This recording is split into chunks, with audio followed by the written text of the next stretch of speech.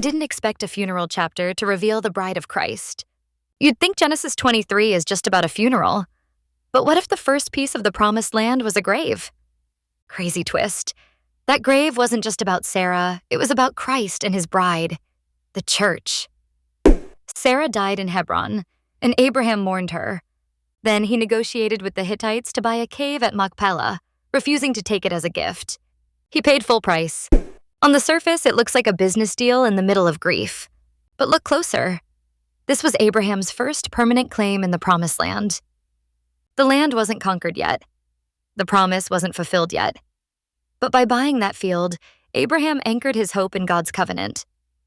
Paul later said, "If we have been united with him in a death like his, we will certainly also be united with him in a resurrection like his." Romans 6 verses 5. Abraham wasn't just burying Sarah. He was sowing a seed of resurrection that pointed to Christ and the church. That cave at Machpelah became the family tomb. Abraham was buried there, Isaac and Rebekah, Jacob and Leah. It turned into the anchor point of promise. For the bride of Christ, the church, this points straight to our identity.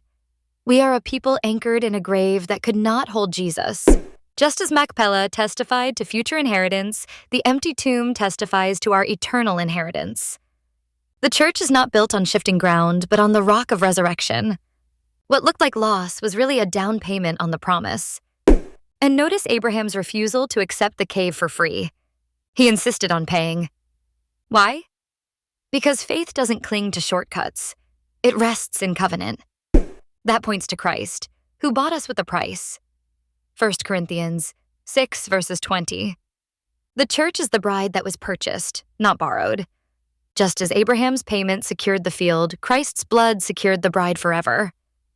Nothing about her redemption is cheap. So Genesis 23 isn't just about grief, it's about glory hidden in a grave. The bride of Christ, the church, was foreshadowed in that cave. A people bought with a price, anchored in resurrection hope, waiting for the full inheritance. If you believe even a burial can point to promise, then put the word resurrection in the comments.